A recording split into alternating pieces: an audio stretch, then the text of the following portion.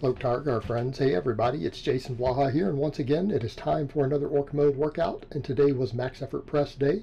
But a quick reminder for those of you who watch these videos, please click like down below, it'd be greatly appreciated.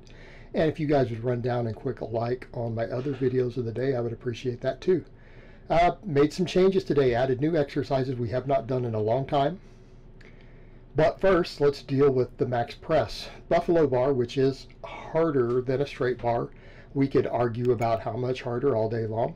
Maybe your bench is the same on it. Maybe it's 20 pounds different versus a straight bar. Really depends on the person. For me, I've tended to be weaker on it from what I could tell with the wider grip. And I believe this is the widest grip I have hit a max on. The heaviest weight I've hit a max on with a wide grip, right? All my lifts above this have been with pretty much a close grip, right? But now I'm working on the wider grip, building the muscles involved. I'm dedicated to doing so now that my shoulder allows me to do so. So today we got 332. And I think the heaviest I've ever hit off of a wide grip with a straight bar was 331 back before getting hurt. So harder bar, 1 pound PR, I'll take it. It was pretty hard. I had someone say in the comments on the preview, I don't know if that was a max. It was pretty close. And I hit the safety on the left side. You can see it right there. If you looked, you saw it. I felt it. It threw me off a little, but the lift was still good on the lockout. A little slow, but locked it up pretty clean, right? No real stall in the bar. It just went up slow. I'm happy with it. And then I ran with 80% of that to do a 3x5, and these were pretty challenging. Like this really almost strained my shoulder. So I think just in the name of shoulder health, again, I think I'm just going to do this as a one-off today. I'll go back to a straight bar next time. Again, I felt some phenomenal pec stretch, right? I feel like my pecs are going to have DOMs tomorrow. They're going to have DOMs tomorrow. In fact, I'm pretty sure I'm going to be sore across the board tomorrow because of the new exercises I implemented and how hard some of them were. And so we'll get over to the pull-ups, even though there's a couple more sets of this left, because this just is what it is. It's just some pause bench. Everything is pause today. That was a press. I did pull-ups, and not chin-ups, pull-ups, which are harder. As I've said before, you know, I wanted to start doing chin-ups again, but I've realized, again, based upon all the data I've seen, a pull-up with a moderate grip or a closer grip has the lowest chance of shoulder impingement out of most types of pull-ups and chin-ups, even more so than the chin-up. Chin-ups can actually cause impingements. I had that impingement. Pull-ups are very hard. I don't care that much about biceps. In fact, my biceps will probably go from pull-ups. I felt my arms tremendously. I'm not that worried about it. If anything, if there's any muscle that needs a single joint movement or we need to really care about in the upper body, it could be the delts, which I did at the end. We can make a case for that. A strength athlete, I don't know that I really need to obsess over biceps. My triceps need more work. Those need to come up a lot, and we have specialized tricep work every week. But in keeping with this day, this is going to be more of a shoulder and upper chest oriented upper day, whereas in the other benching day is very tricep dominant. And I think that gives a good balance because honestly, my triceps still got lit today. This bar hammers my triceps for some reason. I don't know why. It hammers my pecs and my triceps, but I feel so much tricep with this bar, even with the wider grip, more so than I do with a straight bar. Could just be due to the wrist angles and the activation. Lights my triceps up, but on the pull-ups, I felt triceps. My triceps were almost cramping on the pull-ups. I'm like, wow. And I started super light, okay? I did 5 sets of 5 with a 10-pound plate. You know, and I did the range of motion that I'm comfortable with. You know, tried to get a little lower as I went. Again, being very, very mindful of my shoulder packing. The other thing that people forget, my arms do not lock out overhead or really at all. So again, people who say that, you have to watch my shoulders. My arms are going to do what they're going to do. Well, I think people probably may notice that I'm definitely cutting through that shirt now. I'm going to leave the shirt on for a while. I'm down 10 pounds at this point, by the way. And we're still getting good pressing numbers, so we're keeping everything dialed in perfectly. And yes, my diet is ultra high protein to maintain that. Like I've added at least another 50 grams of protein a day. Probably eating around 270 grams of protein. just to preserve muscle tissue. And hopefully I'm hoping, and again, people say that's impossible. Well, do the math yourself. But to make some small amount of gains while I'm cutting, because the cutting will slow down eventually, and I'll possibly get some recomp with it. But the pull-ups, the arm activation was intense. I felt tricep, right? I felt tricep. The brachialis and radial brachialis was crazy too. Even with just 10 pounds plus my body weight. Now, keeping in mind, I'm a relatively heavy guy. I'm not a real lightweight guy. I'm not walking around at 190, 200 here. But the challenge involved with these, I felt so much arm activation and overall activation. I mean, I felt traps, you know, like lower traps, lats. I felt all of that stuff, but I was really surprised at how much arm I felt on this. Brachialis, I even felt it separately. Radial brachialis, pretty sure bicep in there too. These biceps do get worked pretty hard on this. EMG show that this, even this grip still beats a lot of curls. But what really shocked me was the triceps. And on the last set, I think I did 6. Just did one more. We'll slowly work up. I started with 10 pounds. I did them with body weight yesterday just to see how it was, and I cranked out 6 pretty easy. So I'm like, okay, I can do these. It didn't hurt. I just wanted to make a test run before I tried to do it weighted. I'm like, let's just throw a 10-pound on. We'll build it from here. Now, the incline, I was surprised because, again, I haven't tried the 225 for my work sets for a couple of weeks now. I went with chains and stuff last time. After doing, my pecs felt so fatigued from that deep stretch with that bar. And then those pull-ups beat me up. Those pull-ups were hard. I know it's only 10 pounds, but I haven't done pull-ups in a very long time. Okay, they were hard. The incline, I was scared I wasn't going to get to the 5th rep on the first set. Now, the second set was easy. It's kind of funny like that for incline. It feels like my first set is really hard. And my first rep is always really hard. On rep 2, I was scared I was going to have to stop at rep 3. I managed to get 5, though. They were hard every single rep. Every rep felt almost like a max. I get to the second set, and the first 3 reps felt like a warm-up. Right?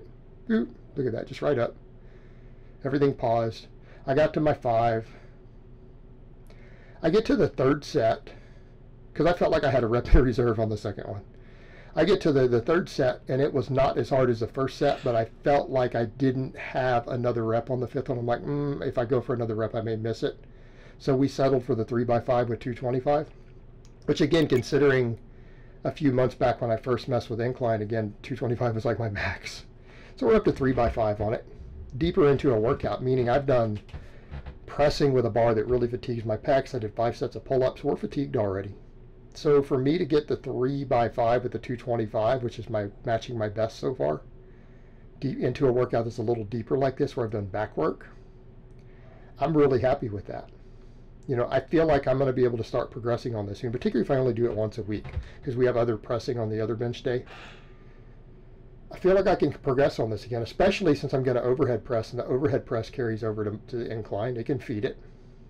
Okay.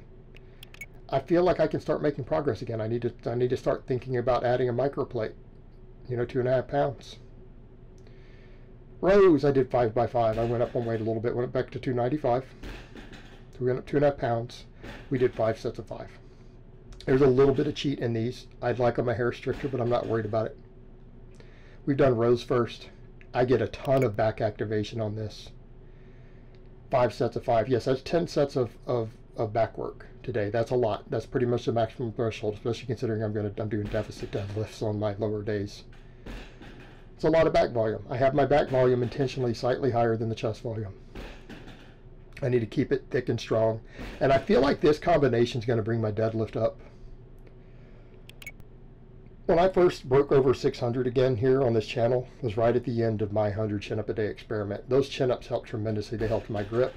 I feel like the pull-ups, the heavier rows, I feel like the dead hangs I'm doing are helping my grip. And I feel like the back activation I'm going to get from the combo of going really heavy on the rows and getting stronger on pull-ups, I think this is what's going to bring my deadlift back up. Because my lower body, my posterior chain, all my supplemental lifts say that I should basically be deadlifting close to 100 pounds more than I do. And I feel a lot of back. I know my lats, my lower traps, middle traps, I know all that stuff needs to come up for my deadlift. And I know historically that chin-ups and pull-ups carry over to my deadlift. Rows do too. Those help a lot. But they help my rowing. So again, I think this combination here is going to be what I need to get the deadlift moving. And I think all the grip involved, because of, again, the pull-ups with that bar, I had to use chalk. I chalked up even to grip that bar because it's a smoother bar and it's thicker, the pull-up bar up there. That, all the dead hangs, my grip is going to continue to improve with just a little bit of supplemental grip work. Then we did the press. I leaned back probably more on the first set, trying to get into the groove. I paused on these. I just went with one plate because I have an overhead press. I did 3 sets of 5. I paused on my chest on every single rep. No touch and go. Dead stop. Now, again, I don't lock perfectly at the top. People notice that. Again, my history of shoulder mobility. The dead hangs will hopefully help. I have never filmed my dead hangs. For all I know, my dead hangs could be at that same angle. But I do 30 seconds of dead hanging every day off that pull-up bar, and a pull-up, same grip I use on the pull-ups, 3 times a day, every day. It has basically cured my shoulder impingement. It's allowing me to do pull-ups, overhead pressing, all this stuff again. Okay. And it's also helping with the shoulder mobility. Do I need more shoulder mobility? Yes, absolutely. Absolutely. There is zero doubt about that. It's my shoulder mobility going arms overhead is terrible. Now, I have noticed if I go with a wider grip overhead press, I seem to get better. But I feel like just the muscle activation and the power I get behind this closer grip, I just like it. Even if I can't lock it as clean, I really like the way it feels. I like the way my wrist stack, I like the way I get my triceps helping out of the bottom. Right? It just feels more powerful. I feel more explosive. And for me, if I want to lift that's going to carry over to stuff, that's what I want. And over time, I'll work on seeing if my shoulder mobility will let me lock more at the top. Maybe it will, maybe it won't.